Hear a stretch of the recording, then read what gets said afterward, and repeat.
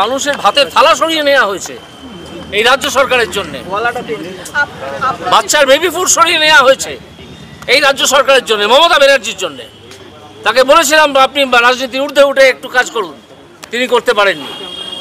Sir, mirror image কি ইচ্ছাকৃতভাবে প্রকাশ করা হচ্ছে না? একদম ইচ্ছাকৃতভাবে, একেবারে ইচ্ছাকৃতভাবে। এর মধ্যে কোনো স্বার্থ আছে? নিশ্চয়ই। কি স্বার্থ? কথা হয়েছে চেয়ারম্যান স্যারের? না, উনি তো বেরিয়ে গেছেন তো, কমিশনার অফিসার তো আছে, অন্য অফিসাররা তো আছেন, চেয়ারম্যানের কাছে তারা পৌঁছে দেবেন আমরা কি বলতে চাইছি। আপনি কি এটা নিয়ে আরো বড় বৃহত্তর আন্দোলনের পথে কি হাঁটবেন? আরো কি আন্দোলনের পথে হাঁটবেন? নিশ্চয়ই নিশ্চয়ই, আরো বড় আন্দোলন সারা বাংলা জুড়ে তৈরি হবে, সারা বাংলা জুড়ে তৈরি হবে। মমতা ব্যানার্জি কি ভেবেছেন কি? উনি কালকে বলছেন যে কেন মামলা করলেন, একজন আইনজীবী মামলা করেছেন, তার মক্কেলদের হয়ে তিনি বলছেন আপনি কেন মামলা করলেন, আপনি কেন চুরি করলেন, আপনার চাকরি চুরি করলেন কেন?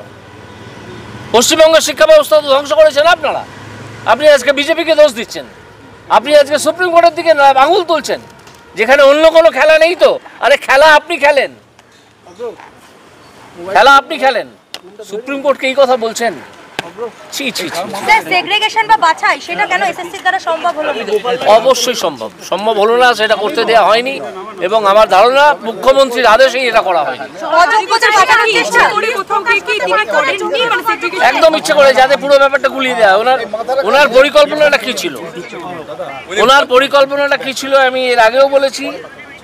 প্রথম দিন সংসদে দাঁড়িয়ে, এরপরে যখন এটা রায়টা জানতে পারলাম, তারপরে ওনার প্ল্যানটা ছিল যে যদি আমি অযোগ্য এবং যোগ্য এদেরকে গুলিয়ে দিই, তাহলে কোর্ট বলবে যে এদেরকে গুলিয়ে দেওয়া হয়েছে বা গুলিয়ে গেছে, পাওয়া যাচ্ছে না, সুতরাং সকলের চাকরি থাকুক। এই ধরনের অ্যাডভাইস তার অ্যাডভাইসাররা দিয়েছিলেন, তাকে নিশ্চয়ই দিয়েছিলেন, তা না হলে তিনি এটা করবেন কেন? তারপর যখন দেখলেন যে আদালত উল্টো সুরে গাইল যে তাহলে ঢাকি শুদ্ধ বিসর্জন, তখন উনি সুপ্রিম কোর্টে গিয়ে একটা স্টে অর্ডার নিয়ে তিনি নিজেকে বলেন আমি আইনজীবী, তিনি ঘোড়ার ডিমের আইনজীবী, তিনি জানেন না যে স্টে অর্ডার একটা ইন্টারিম অর্ডার, অন্তর্বর্তী আদেশ, যার প্রকৃত ফাইনাল বিচার, ফাইনাল ট্রায়ালটা, ফাইনাল হিয়ারিংটা হয় পরবর্তীকালে। সেই ফাইনাল হিয়ারিংটা পরবর্তীকালে যখন এই প্রেসিডেন্ট চিফ জাস্টিসের কাছে হলো, তিনি তার দিকে আঙুল তুলে বলছেন এর পেছনে কোনো খেলা নেই তো, কি খেলা থাকবে? উনি নিশ্চয়ই বলবো, আমি একটু আগেও তো বলেছি, আমি শিক্ষামন্ত্রীকে বলেছি এবং সিদ্ধার্থ মজুমদার মহাশয়কে বলেছি, দুজনকেই বলেছি। এবং আমি মনে করি তৃণমূল ভেঙে যাওয়ার এটা সূত্রপাত হতে পারে। এইভাবে তিনি ওনাদেরকে আটকে রেখে ওনাদেরকে গালাগাল খাওয়াচ্ছেন, ওনাদের উপর চাপ তৈরি হচ্ছে, আর উনি নবান্নে বসে হাসছেন গঙ্গার দিকে তাকিয়ে।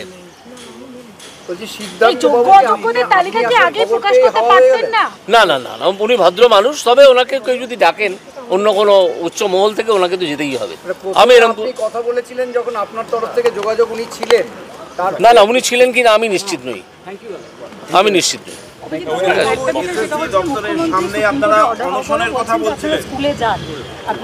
স্কুলে যান কি করে উনি বলেন? সুপ্রিম কোর্টের অর্ডার হওয়ার পরে উনি যাবতীয় বেআইনি আজে বাজে কথা বলে যাবেন। না, উনি যেটা বলতে চেয়েছেন, আমি যেটা বুঝেছি, সেটা স্বেচ্ছাশ্রমের কথা ওইভাবে বলেননি। উনি বলতে চেয়েছেন কেউ যদি স্বেচ্ছাশ্রম দিতে চায় তাকে আটকানো যায় না। সুতরাং আপনারা যদি যান এবং সেটাকে যদি আমরা স্বেচ্ছাশ্রম হিসেবে দেখি, তাহলে সেটা বেআইনি হচ্ছে না। এ কথাটা ঠিক। এই অ্যাডভাইস তাকে যারা দিয়েছেন তারা ঠিকই দিয়েছেন, যে যারা মনে করেন যে আমি গিয়ে স্কুলটা খানিকটা পরিষ্কার করে দেবো, খানিকটা ছাত্রদের পড়াবো, খানিকটা খাতা দেখবো, এবং স্কুল তাকে অ্যালাউ করছে, এই স্বেচ্ছাশ্রম যদি কেউ দিতে চান তাহলে তার স্কুলে যাওয়া হচ্ছে, এবং সেটা বেআইনি বলা যাবে না। কিন্তু উনি যেভাবে বলেছেন যে আপনার স্কুলে যান, আপনাদের কি চাকরি কেউ টার্মিনেট করেছে, এসব তো বলা যায় না। সুপ্রিম কোর্টের অর্ডার তো হয়ে গেছে, তাই সুপ্রিম কোর্ট কি ওনার নিচে? আমার বক্তব্য খানিকটা বিকৃত করে কেউ চালিয়েছেন মহাপণ্ডিতরা, যে আমি নাকি বলেছি একটা কমিটি তৈরি করে এটাকে এদেরকে দিয়ে দেওয়া হোক। তা আমি বলিনি, আমি বলেছি একটা কমিটি তৈরি করে, কমিটি একটা রিপোর্ট তৈরি করুক, যোগ্য এবং অযোগ্যদের বাছাই করে সেইটা নিয়ে রিভিউ অ্যাপ্লিকেশন করা হোক। ঠিক আছে, সেটা নিয়ে রিভিউ অ্যাপ্লিকেশন করা হোক, এইটুকু বাদ দিয়েছে। ঠিক আছে, দিয়ে বলছে যে কমিটি তৈরি করা হোক করে। কিছু পণ্ডিত আছেন জেলখাটা আসামি, তারা আবার এখন হয়েছেন সাংবাদিক হিসেবে নিজেদের প্রতিষ্ঠা করার চেষ্টা করছেন, কারা আপনারা জানেন, তারা এইসব বলে বেড়াচ্ছেন।